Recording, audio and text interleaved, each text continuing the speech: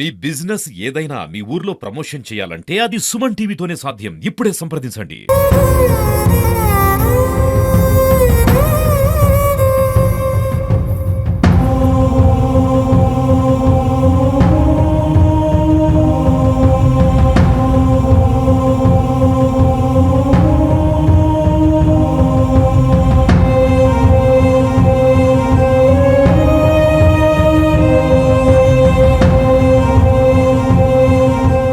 నాలుగేళ్ల వయసులోనే తల్లిదండ్రులు చనిపోయిన శిరీషను తన సంరక్షణగా ఉంటాను, ఆమె బాధ్యతలు మొత్తం కూడా తీసుకుంటానని చెప్పి ఆమె యావదాస్తిని కూడా అమ్మి సొమ్ము చేసుకున్న ఆమె మేనమామ ఆమెను తీరా ఎటువంటి విద్యాబుద్ధులు నేర్పించకపోగా, చదువులు చెప్పించకపోగా, పోషించకపోగా అనాథాశ్రమంలో చేర్పించాడు. అది కూడా తన ఇంటి పేరు మార్చాడు. తన ఇంటి పేరు మారిస్తే తనపైకి తర్వాత ఫ్యూచర్లో ఎటువంటి ఇబ్బందులు ఉన్నాయని ఒక దుర్మార్గపు ఆలోచనతోనైతే తన మేనమామ చేశాడు. ప్రస్తుతం ఆ శిరీష 18 ఏళ్ల వయసులో నిండడంతో వచ్చి తన ఆస్తి తనను కావాలని కూడా ఒక పోరాటం చేస్తుంది.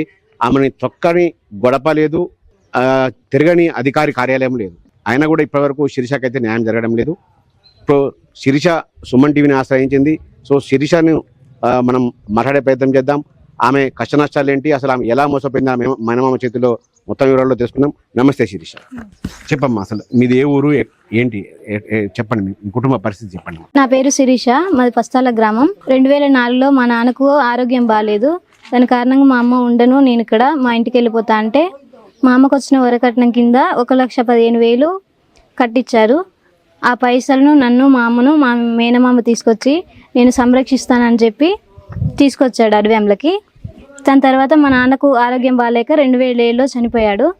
చనిపోయినప్పుడు మా మామయ్య మమ్మల్ని తీసుకొని వెళ్ళి వాళ్ళ ఇంటి మీద గొడవ చేసి మరి మాకు రావాల్సిన 7 ఎకరాల వాటను పైసల వెల కట్టి 1,37,000 రూపాయలు తీసుకొచ్చి 2007లో పైసలు వచ్చినాయి. 2008లో ఇక్కడికి వచ్చి ఇక్కడ అడవ్యంల గ్రామంలో 4 ఎకరాల భూమిని సూర్యాపేటలో చంద్రనకుంట్లో 200 గజాల ప్లాట్ను కొన్నాడు. దాని తర్వాత మా అమ్మ చనిపోయింది. మా అమ్మ చనిపోయిన 2 నెలలకే నన్ను అనాథం చేసి అనాథ హాస్టల్లో వేసాడు. మీ అమ్మ చనిపోయినప్పుడు ఎంత వయసు నీకు? అప్పుడు ఏమైనా గుర్తుందా నీకు? మీ అమ్మ చనిపోయింది 3rd క్లాస్ చదువుతున్నా సార్. 3rd క్లాస్ చదువుతున్నా. అనాథ హాస్టల్ వేసాడు. అప్పటి నుంచి 18 years వరకు కూడా అక్కడే ఉన్నా. నన్ను ఒక్కరోజు కూడా చూడడానికి కానీ తీసుకురావడానికి కానీ రాలేదు.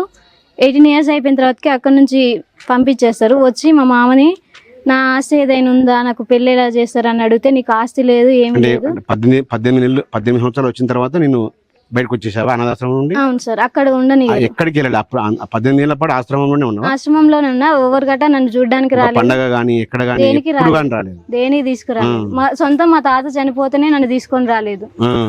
18 years అయిపోయిన తర్వాతకి ఎల్లగొట్టారు. అప్పుడు మా మామ ఏమనిపించదమ్మా, అంటే అందరూ మీ ఫ్రెండ్స్ అందరూ కూడా పండగలకు అక్కడక్కడ అందరూ ఇంటికి వెళ్తారు సార్, నేను మాత్రమే అక్కడ ఉంటా. నేను సిస్టర్లతో పాటు ఉంటా. అన్నారు సిస్టర్ చాలా మంది, నీకు సొంతం వాళ్ళు ఎవరు లేదా? ఈమె యాదమ్మ చెప్పింది నన్ను ఎవరికైనా దత్తత ఇచ్చేయండి, మాకు వద్దు ఈ అమ్మాయి అని చెప్పేసి వచ్చి చెప్పిందంట హాస్టల్లో. మా సిస్టర్ వాళ్ళు ఎందుకు ఇంత మంచి అమ్మాయిని దత్తత తీయడం ఎందుకు అని చెప్పేసి వాళ్ళే పెంచారు, మంచిగా చదివించారు. కానీ ఒక్కసారి కూడా మా సొంత తాత చనిపోయినా కూడా నన్ను అసలు ఇంటికే తీసుకురాలే. మళ్ళీ చూస్తే ఎవరైనా మాట్లాడతారేమో, మళ్ళీ ఏదైనా చెప్తారేమో, తెలియ నేర్పిస్తారని అల్లున్నా కానీ ఒక్కసారి కూడా బయటికి రాలేదు అందులో నుంచి. 18 years వరకు గిట. 18 years వచ్చే వరకు అందులోనే ఎక్కడికి రాలే. మా చిన్న మామ ఉన్నాడు, మళ్ళీ మా అత్త ఉంది అని ఎవరు ఉన్నారని కూడా నాకు తెలియనియలేదు. మళ్ళీ వాళ్ళ ఇంటికి పోకుండా పోవద్దు, వాళ్ళ ఇంటికి అని నేర్పించేది. అప్పటి వరకు కూడా అందులోనే ఉన్నా. బయటకు వచ్చిన తర్వాతకి మళ్ళీ వాళ్ళింటికి పోవద్దు, వీళ్ళింటికి పోవద్దు అని ఇంట్లోనే ఉంచి హింసించేది చాలా. ఎవరైనా తెలుగు నేర్పిస్తారేమోనని. హింసించేదంటే మానసికంగా, శారీరకంగా కొట్టేది సార్, చాలా కొట్టేది.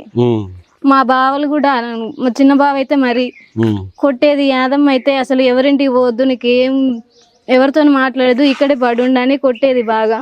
అయితే ఇప్పుడు ఆస్తి అడిగితే ఏమంటున్నాడమ్మా? నీ ఆస్తి 4 ఎకరాలు నీకు ప్లాట్, అవి కావాలంటే ఏమంటున్నాడు మీ నాన్న?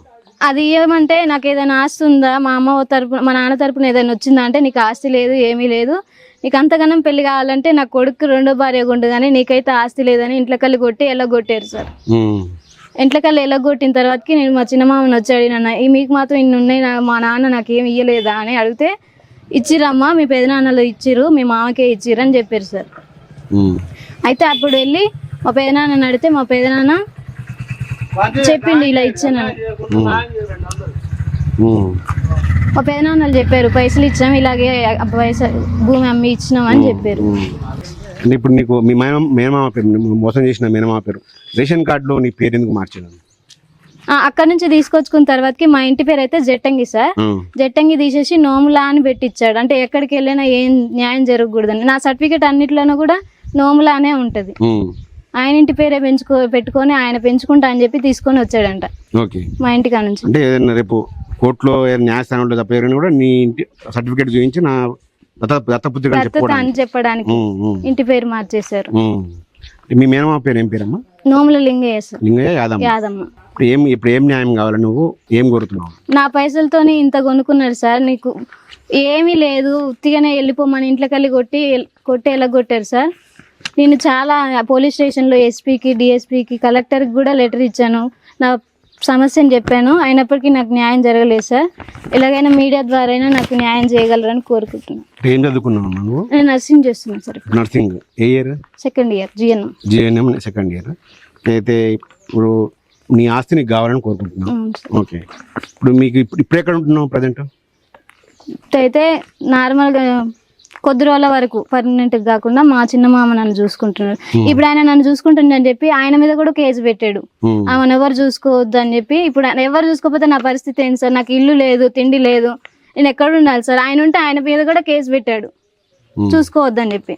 ఆశ్రమంలో 18 సంవత్సరాల పాటు మానసికంగా ఎటువంటి బాధలు అనుభవించాము? అందరికి కూడా బంధువులు అందరికి అందరు రిలేటివ్స్ వస్తారు చూసుకుంటారు సార్. నన్నైతే ఎవరు తీసుకోపోలేదు.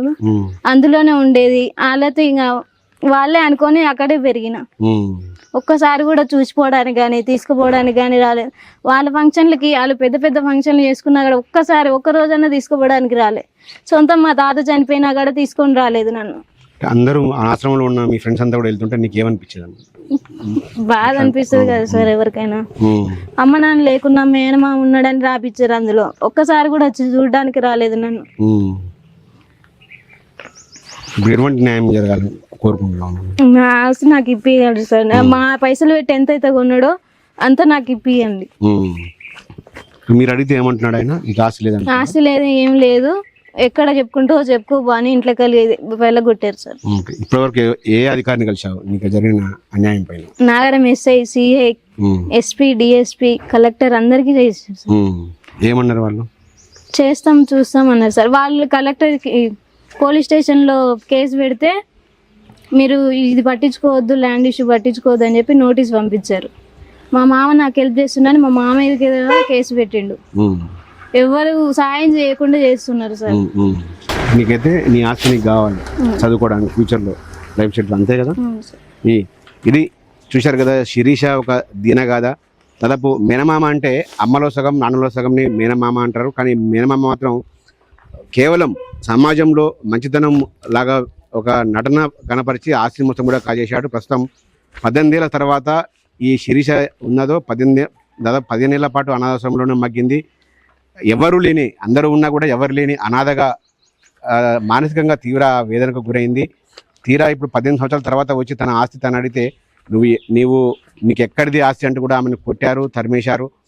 చివరికి ఏ మేనమామకు నోట్ల నుంచి రాని కూడా మాట కూడా తన కుమారునికి 2వ భార్యగా ఉండమని కూడా ఆమెను వేధించిన పరిస్థితి ఉంది. సో శిరీష ఇప్పుడు తనకు జరిగిన అన్యాయంపై జిల్లా అధికారులందరినీ కూడా కలిసింది. ఇప్పటికైతే న్యాయం జరగలేదు. ఖచ్చితంగా తనకు న్యాయం జరగాలి, తన ఆస్తి తనకు ఇప్పించాలి, తన ఫ్యూచర్లో ఇంకా మంచి చదువులు చదువుకోవడానికి తన ఆస్తి ఉపయోగపడుతుంది కూడా శిరీష అయితే దీనంగా వేడుకుంటున్న పరిస్థితి కనబడుతుంది.